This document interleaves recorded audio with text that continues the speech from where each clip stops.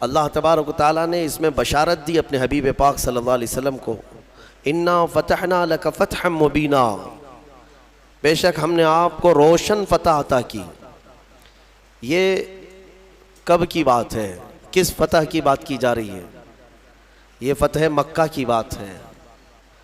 हालांकि एक साल पहले हुज़ूर पाक सल्लल्लाहु ताला अलैहि वसल्लम उम्रा के लिए आए, लेकिन मक्का के कुफ़ार व मुशरिकीन ने आपको उम्रा करने से रोक दिया, मक्का में अंदर आने नहीं दिया। 35 किलोमीटर दूर ही रसूल पाक सल्लल्लाहु ताला अलैहि वसल्लम और उनके साथ तकरीबन 1400 सहाबा थे, सबका रास्ता रोक लिया। ये सन 6 हिजरी की बात थी।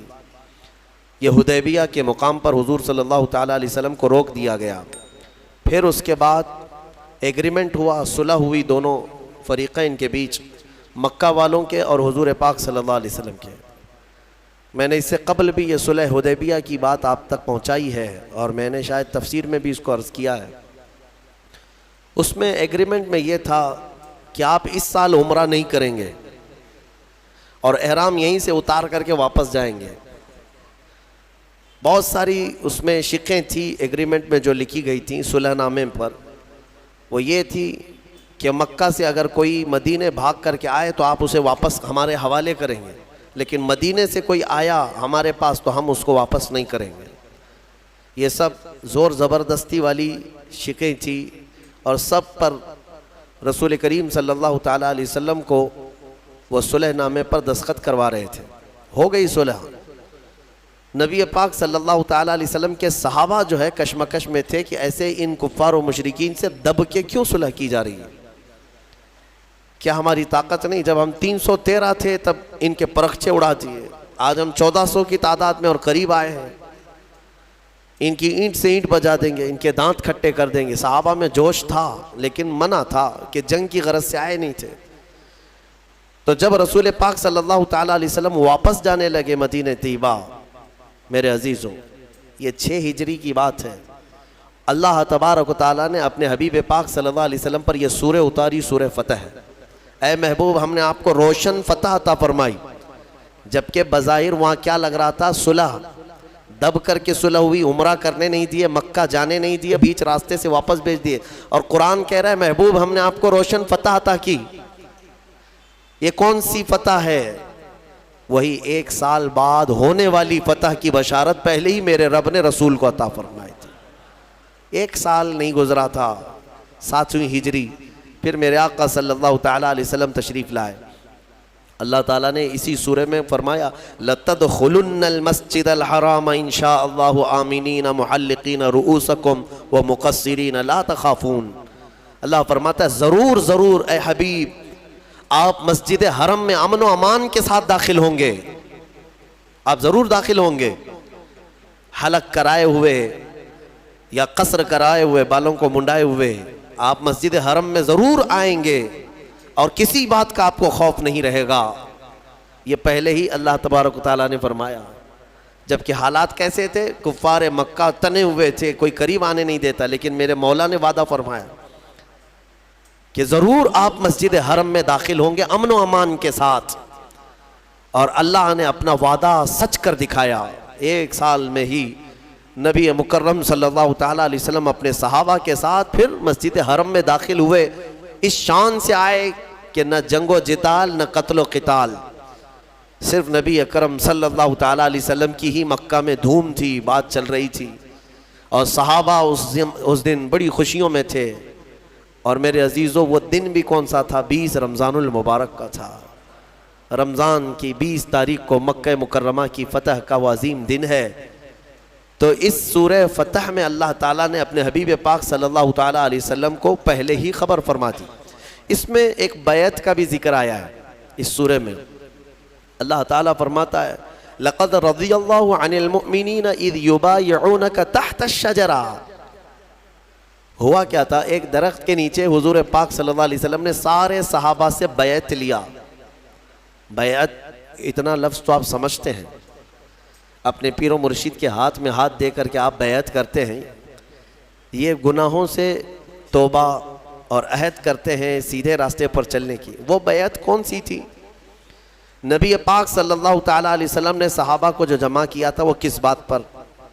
हुआ ये था कि हुदैबिया के मकाम पर जब हुजूर और सहाबा जमा थे तो मेरे आका सल्लल्लाहु अलैहि वसल्लम ने हज़रत उस्मान गनी को, उस्मान इब्न अफ़्फ़ान रज़ी अल्लाह ताला अन्हु, कासिद बनाकर मक्का भेजा, क्योंकि आप मक्का वालों में बड़े ही इज़्ज़तदार माने जाते, आप अशराफ में से थे, आपके साथ कोई बुरा करता नहीं। तो आपको भेजा गया था कि आप जाएं मक्का के अहवाल देख कर के आएँ, वहाँ वो लोग क्या क्या मीटिंगें कर चुके हैं या क्या हालात हैं। हज़रत उस्मान गनी भी एहराम की हालत में थे, हुजूर के साथ आए हैं मदीने से चलकर मक्का तक, हुदैबिया तक। हुजूर के हुक्म पर वो मक्का अकेले गए। जब मक्का में दाखिल हुए तो मक्का वालों ने आपको नहीं रोका। हज़रत उस्मान की अपनी एक इज्जत थी, पूरे मक्का में आपका एक असर और रसूख भी था, आपको किसी ने कुछ नहीं किया। आप हालात देखने के लिए मक्का गए, हरम शरीफ के करीब गए, तो वहाँ के जो बड़े बड़े सरदार थे कुरैश के और जो दुश्मन थे, उन सबों ने कहा उस्मान हम तुम्हारी बड़ी इज्जत करते हैं पहले से भी, अब तुम आए हो एहराम की हालत में तो हम सिर्फ तुम्हें इजाज़त देते हैं, तुम अपना तवाफ़ कर लो और चले जाओ, तुम काबे का तवाफ़ कर लो और चले जाओ।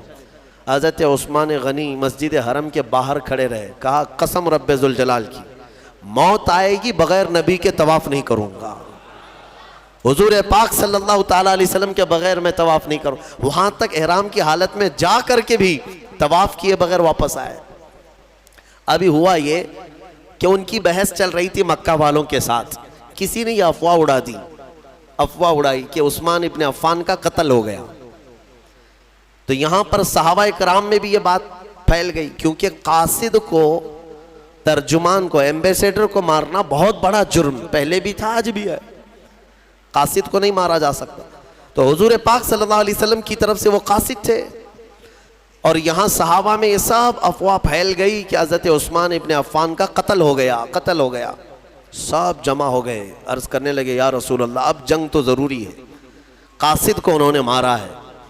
नबी पाक सल्लल्लाहु ताला अलैहि वसल्लम वो गैबदां नबी हर बात को जानते थे। अब सहाबा इकराम में ये जो सरासीमगी थी, बेचैनी थी, उसके बाद हुजूर पाक सल्लल्लाहु अलैहि वसल्लम ने सबको एक दरख्त के नीचे जमा किया।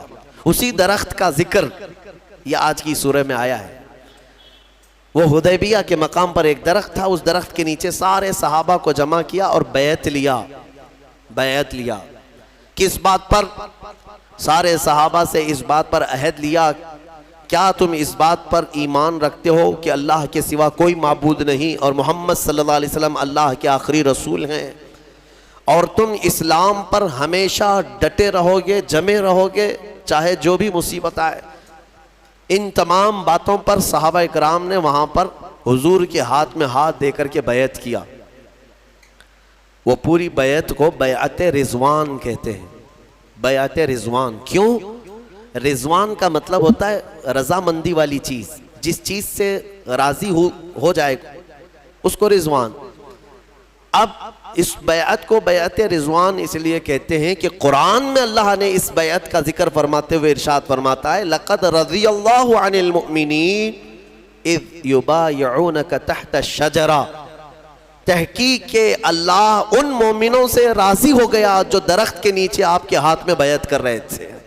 उन सहाबा से अल्लाह राज़ी है। तो बैअत रिजवान में जितने सहाबा थे उनकी सनद आ गई कुरान में कि अल्लाह इनसे राज़ी है, अल्लाह इन सब से राज़ी। ये बैअत रिजवान कहलाती है। अब यहाँ पर एक बात और भी बता देता हूँ, हुजूर पाक सल्लल्लाहु ताला अलैहि वसल्लम ने सारे सहाबा से बैअत तो लिया, उस्मान गनी नहीं थे वहाँ पर, वो मक्का में थे। अब यहाँ अफवाह तो उड़ी थी कि उस्मान इब्न अफ़्फ़ान का क्या हुआ है, कत्ल हो गया है, कत्ल हो गया है। लेकिन सारे सहाबा जब बैत से फारिग हुए तो सुनो मेरे आका सल्लल्लाहु अलैहि वसल्लम क्या फरमाते हैं, इरशाद फरमाते हैं, ये मेरा हाथ, और अपना बायां हाथ निकाल कर फरमाते हैं ये उस्मान का हाथ, और उस्मान की तरफ से मैं खुद अपने हाथ पर बैत करता हूँ। इसका मतलब ये है कि वो गैबदां रसूल पाक सल्लल्लाहु ताला अलैहि वसल्लम जानते थे कि उस्मान इब्न अफ़्फ़ान का कत्ल नहीं हुआ, वो अनकरीब आने वाले। फिर सहाबा ने देखा कि हज़रत उस्मान गनी सही सलामत एहराम की हालत में वापस आए। फिर उसके बाद आने के बाद फिर उन्होंने हज़रत उस्मान गनी ने अपना हाथ फिर हुजूर के हाथ में देकर बैत किया। लेकिन ये फजीलत हज़रत उस्मान गनी की है कि हुजूर पाक सल्लल्लाहु अलैहि वसल्लम ने अपने बाएं हाथ को उस्मान का हाथ करार दिया, उस्मान इब्ने अफ़्फ़ान का हाथ करार दिया। और हज़रत उस्मान गनी रज़ियल्लाहु तआला अन्हु के मुतालिक ये बात भी मिलती है कि आपने जब रसूल करीम सल्लल्लाहु अलैहि वसल्लम के हाथ में हाथ दे करके बैत किया तो उसके बाद वो अपने हाथ की इतनी हिफाजत करते थे कि पूरी ज़िंदगी भर हज़रत उस्मान गनी ने उस हाथ को कभी अपनी शर्मगाह के करीब तक नहीं किया। हालांकि जायज़ है आदमी के लिए इस्तिंजा हाजात के लिए अपने हाथों का इस्तेमाल कर सकता है नहाने धोने में, लेकिन हज़रत उस्मान गनी ने उस हाथ को करीब नहीं किया सिर्फ इसलिए कि यह हाथ मैंने रसूलुल्लाह के हाथ में दिया है। यह अदब सहाबा से ही मिलेगा तुम्हें, यह अदब जो है यह सहाबा से ही मिलेगा। अज़ीज़ान गिरामी, इस सूरह फतह में अल्लाह ताला ने आखिरी आयत में इरशाद फरमाया मुहम्मदुर रसूलुल्लाह, मोहम्मद अल्लाह के रसूल हैं। वल्लदीना माअहू, और जो उनके साथ हैं, कौन है वो? सहाबा इकराम। उनकी सिफात अल्लाह ताला कैसे बयान कर रहा है, कौन लोग हैं वो जो उनके साथ हैं?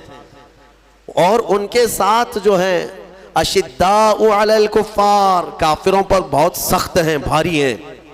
रुहमाउ बैनहुम, और आपस में बड़े नरम दिल हैं। मोमिनीन के लिए वो नरम दिल हैं, दुश्मनों के लिए भारी हैं। तराहुम रुक्कअन सुज्जदा, अल्लाह फरमाता है तुम उनको देखोगे हमेशा रुकू सजदे में मिलेंगे। यबतगून फज़लन मिनल्लाहि व रिज़वाना, हमेशा अल्लाह की रज़ा ढूंढते रहेंगे। ये सहाबा की अल्लाह ताला सिफात बयान कर रहा है। नबी के साथ जो हैं, बाज़ मुफस्सिरीन ने फरमाया इस आयत में 4 टुकड़े हैं। मुहम्मदुर रसूलुल्लाह के बाद, मोहम्मद अल्लाह के रसूल हैं, उसके बाद 4 टुकड़े। वल्लदीना माअहू, एक टुकड़ा हो गया। अशिद्दाउ अलल कुफ्फार, दूसरा। रुहमाउ बैनहुम, तीसरा। तराहुम रुक्कअन सुज्जदा, चौथा। अब क्या ये बेहतरीन नफीस तफसीर इसकी की गई है। फरमाते हैं वल्लदीना माअहू का मतलब है और जो उनके साथ हैं, इससे मुराद अबू बकर सिद्दीक की जात है। दूसरा टुकड़ा है अशिद्दाउ अलल कुफ्फार, कुफ्फार पर बहुत भारी हैं, इससे मुराद उमर इब्ने खत्ताब है। रुहमाउ बैनहुम, आपस में बड़े नरम दिल हैं, इससे मुराद उस्मान इब्ने अफ़्फ़ान है। तराहुम रुक्कअन सुज्जदा, तुम उन्हें हमेशा रुकू सजदे में देखोगे, इससे मुराद हैदर कर्रार की जात। वल्लदीना यबतगून फज़लन मिनल्लाहि व रिज़वाना, और फरमाया अल्लाह, और वो हमेशा अल्लाह की रज़ा ढूंढते रहते हैं, इससे मुराद सारे सहाबा की जात है। सारे सहाबा को यानी तबका दर तबका यहाँ पर बयान किया गया है। अज़ीज़ान गिरामी, इससे मैं सिर्फ इतना ही कहना चाहूँगा कि ये सहाबा की सिफत है कि वो दुश्मनों पर भारी थे, आपस में नरम दिल थे, लेकिन यहाँ उलट न दिया गया हो, इसको तब्दील कर दिया गया है। यहाँ अपनों पर लोग भारी हो गए, दूसरों पर नरम हो गए बहुत। हाँ, अपनों के लिए सख्त लहजा, सख्त तेवर, माफ ना करना, और दूसरों के यहाँ जी हुजूरी, चापलूसी, तमल्लुक, न जाने क्या क्या चीज़ें हैं। मेरे अजीज़ और सहाबा की यह सिफात नहीं थी। सहाबा इकराम रिज़वानुल्लाहि ताला अलैहिम अजमईन में अल्लाह के नबी सल्लल्लाहु अलैहि वसल्लम ने ऐसी मोहब्बत पैदा फरमाई थी, ऐसी आपस में मोहब्बत पैदा फरमाई।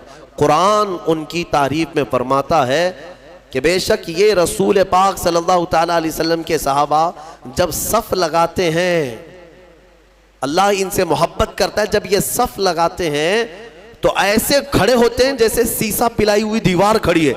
कान्नहुम बुनियानुम मरसूस, अल्लाह फरमाता है सीसा पिलाई हुई दीवार कि उसमें कोई सुराख नहीं होता, कोई तोड़ नहीं सकता शीशे की दीवार को। सहाबा इकराम की सफ़ को अल्लाह फरमाता है ऐसी मजबूत दीवार की तरह इनकी सफ़ें होती हैं। ऐसा इत्तेहाद था इनका, ऐसी यूनिटी देखने को नहीं मिलेगी। हुजूर पाक सल्लल्लाहु ताला अलैहि वसल्लम ने उनके दिलों में जो मोहब्बत कायम फरमाई थी। और मैं आपको बताऊं, हज़रत बिलाल और हज़रत अबू ज़र, इन दोनों में तकरार हुई बात बात बात। हज़रत अबू ज़र ने हज़रत बिलाल को इतना कहा कि एक काली माँ के बेटे, क्योंकि काले थे हज़रत बिलाल, तो काली औरत के बेटे इतना हज़रत बिलाल को ये बात गिरा गुजरी, हुजूर के पास आए, कहा या रसूल अल्लाह सल्लल्लाहु अलैहि वसल्लम, मुझे अबू ज़र ने इस तरह से कहा है, काली औरत के बेटे।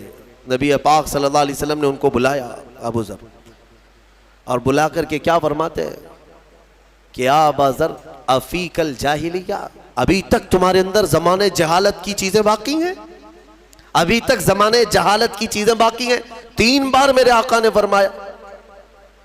उसके बाद हुजूर पाक सल्लल्लाहु ताला अलैहि वसल्लम अपने जलाल का इजहार करके चले गए। बस हज़रत अबू ज़र पर इतना असर हुआ, कहते हैं ये कि तकरार में बात हो गई, लेकिन इन सहाबा का मामूल क्या था, फ़ौरन उसके बाद आए, हज़रत बिलाल का हाथ पकड़ते हैं, कहते हैं मुझसे ख़ता हुई, बातचीत में मैंने तुमसे ज़्यादती कर दी, लिहाजा मुझे तो माफ़ कर दो, माफ़ कर दो। बार बार वो हज़रत बिलाल को पकड़ने लगे। और उसके बाद क्या कहते हैं पता है, ए बिलाल, अब मेरी रूह को उस वक्त तक करार नहीं आएगा जब तक तुम अपना यही काला पैर मेरे चेहरे पर न रौंद दो।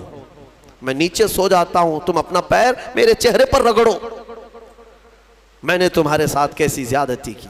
हज़रत बिलाल ने उनको उठा लिया, सीने से लगा लिया, कहा पैर कैसे रखा जा सकता है।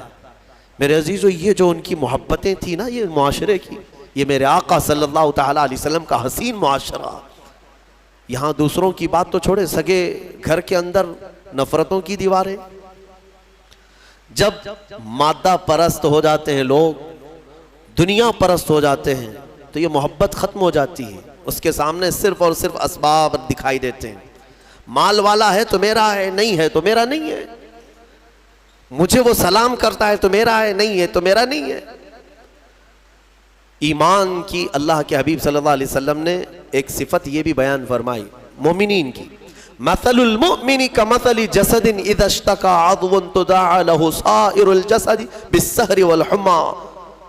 हदीस पाक है, हुजूर सल्लल्लाहु ताला अलैहि वसल्लम फरमाते हैं, मोमिनों की मिसाल ऐसी ही है जैसे एक जिस्म की तरह, अगर एक अज़ू को तकलीफ हो गई, जिस्म के एक पार्ट को तकलीफ हो गई, तो पूरा जिस्म दर्द करता है, बुखार आ जाता है। अरे ठोकर अंगूठे पर लग जाए, सर दर्द करने लग जाता है, बुखार आ जाता है जिस्म में। एक रोंगटा भी तुम्हारा उखड़ गया तो देखो, एक फुंसी आ जाए तुम्हारे चेहरे के ऊपर, सर दर्द करने लग जाता है। तो जिस्म के सारे पार्ट एक दूसरे से जुड़े हुए हैं। ठोकर पैर की उंगली को लगे लेकिन दर्द पूरे जिस्म में होता है। मेरे आका सल्लल्लाहु अलैहि वसल्लम ने फरमाया, मोमिनों की मिसाल यही है, एक मोमिन को तकलीफ हो तो सारे मोमिनों को उसका दर्द होना चाहिए, बेकरारी होना चाहिए। ये ऐसा नहीं है कि जाता है तो जाए खड्डे में, मेरा क्या जा रहा है, अपने किए की सजा भुगत रहा है। नहीं मेरे अजीजों, इसको मुवद्दत नहीं कहते, ये ताअतुफ़ नहीं है मोमिनीन के दरमियान, जिसको मेरे आका सल्लल्लाहु ताला अलैहि वसल्लम ने फरमाया कि तुम दूसरे मोमिनीन के लिए नरम गोशा रखो, और अगर मदद नहीं कर सकते तो अल्लाह की बारगाह में उनके लिए दुआ करो और अपने दिल में नरमी रखो। ये सहाबा की सिफत थी, रहमाउ बैनहुम, वो आपस में नरम दिल थे, आपस में नरम दिल थे। उनके जो इख्तिलाफात भी नजर आए वो सिर्फ और सिर्फ अल्लाह की रजा के लिए हैं, अल्लाह की रजा के लिए। बाकी अपने नफ्स के लिए कभी उन लोगों ने कोई एक दूसरे के साथ मामलात नहीं किए, नफ्स के लिए कभी नहीं किया। सहाबा कराम रिज़वानुल्लाहि ताला अलैहिम अजमाइन में कुछ मामलात में अगर इख्तिलाफात थे, जो राय के इख्तिलाफात हो सकते हैं, नज़रियाती इख्तिलाफात जिसको कहते हैं, इज्तिहाद की ख़ता के एतबार से इख्तिलाफात हुए हों, लेकिन उनके दरमियान आपस में मोहब्बत भी ऐसी थी कि वह इख्तिलाफ उस मसले की हद तक रहता था, बाकी आपस की ज़ाती जो मोहब्बत होती वो बहुत बहुत आला पैमाने की होती। उम्मुल मोमिनीन आयशा सिद्दीक़ा रज़ी अल्लाह ताला अन्हा हज़रत अली करमल्लाहु वजहुल करीम के साथ कुछ मामलात में इख्तिलाफात हुए, लेकिन हज़रत आयशा सिद्दीक़ा से जब पूछा जाता कि फ़िक़ह यानी शरीयत को जानने वालों में आपकी नज़र में कौन है, उम्मुल मोमिनीन फरमाती, सारे सहाबा में मौजूदा मैं अली से ज़्यादा फ़िक़ह जानने वाला किसी को नहीं समझती। तारीफ भी वही है मेरे अजीज़ों, ये ऐसा नहीं है कि किसी का दिल लुभाने के लिए। सहाबा इकराम वो आपसी मोहब्बत की ऐसी दीवार थे कि उन्हें कोई गिरा नहीं सकता था, कोई गिरा नहीं सकता था। रसूल पाक सल्लल्लाहु ताला अलैहि वसल्लम ने वो मुआशरा तश्कील दिया। मेरे अजीज़ों, आज मैं इससे रिलेटेड एक बात कहना चाहूँगा। किसी मसले से इख्तिलाफ हो जाए तो उस मसले की हद तक उसको रखा जाए, ये नहीं कि उसके बाप दादा पर चढ़ाई की जाए। हाँ, तूने ये मसला जो गलत किया है, अरे इसका ख़ानदान ही ऐसा था, इसका बाप ऐसा था, इसका भाई ऐसा था, और इसके अखलाक ऐसे हैं, इसके किरदार, पूरी की पूरी उसके ज़ातियात पर हमला, उसकी ज़ातियात पर ऐसा हमला कि वो मसला तो दबा रह गया, तुम्हारा दिल का कोड़ बाहर आ गया, हसद निकल आया। मैं एक मिसाल देता हूँ। हज़रत अली मदयनी, ये इमाम बुखारी के उस्ताद हैं, शेख अली मदयनी, ये बहुत बड़े मुहद्दिस हैं। ये उस ज़माने के हैं जब इमाम अहमद बिन हम्बल रदी अल्लाह ताला अन्हु का दौर था, और वो भी बड़े मुहद्दिस। इमाम अहमद बिन हम्बल वो इमाम हैं जिनको 5 लाख हदीसें याद थी, और एक तरफ शेख अली मदयनी जो खुद इमाम बुखारी के उस्ताद हैं, ज़बरदस्त दोनों मुहद्दिसीन। लेकिन कुछ मसाइल में दोनों में इख्तिलाफ था। मसाइल में इख्तिलाफ हर ज़माने में रहा है, लेकिन कैसी शफ़ाफ़ियत के साथ। सुनो, मैं बताता हूँ। इमाम अहमद बिन हम्बल अपने शागिर्दों को लिए बैठे पढ़ा रहे थे, और दर्स चल रहा था। इसी दौरान शेख अली मदयनी अपने घोड़े पर सवार होकर बहुत जलाल में आए। इमाम अहमद बिन हम्बल की दरसगाह के बाहर अपना घोड़ा वहाँ पर रुकाया और उतर गए। उतर करके तेजी से आए। उनके तेवर बता रहे थे कि आज लड़ाई की गरज से आए, आज तो कुछ बड़ा ही होने वाला है। तो जैसे ही वो आए, दरवाज़ा खोले, इमाम अहमद बिन हम्बल की दरसगाह में अंदर आ गए सीधे। एक मसले में दोनों का बड़ा इख्तिलाफ चल रहा था। किसका? इमाम अहमद बिन हम्बल, शेख अली मदयनी। एक कहते थे ये जायज़ है और एक कहते थे नाजायज़ है, जो भी उनके दलाइल रहे हों। तो जैसे ही वो अंदर आए, इमाम अहमद बिन हम्बल ने अपने शागिर्दों को बाहर भेज दिया, तुम सब बाहर चले जाओ, हमारी बहस होगी। दरवाज़ा बंद हो गया और दोनों में बहस शुरू हुई। बहस के आदाब भी मैं बताऊं। फ़िक़ही मसाइल जो है ये गली चौराहे में नहीं बयान किए जाते, जो बारीकियां हैं इसकी।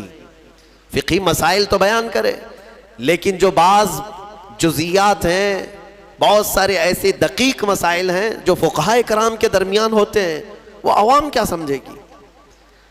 इमाम अहमद बिन हम्बल और शेख अली मदयनी दोनों बहस करते रहे। इमाम अहमद के शागिर्द कहते हैं हम बाहर से सुन रहे थे, हमें ऐसा लग रहा था कि अब हाथापाई हो जाएगी इनकी, दोनों लड़ पड़ेंगे अंदर। हाथापाई होने के करीब करीब लग रहा था। फिर आवाज़ें पस्त हुई, धीमी हुई। शागिर्द कहते हैं थोड़ी देर हम बाहर इंतज़ार करते रहे, फिर जो है दरवाज़ा खुला तो शेख अली मदयनी अभी भी गुस्से में ही थे।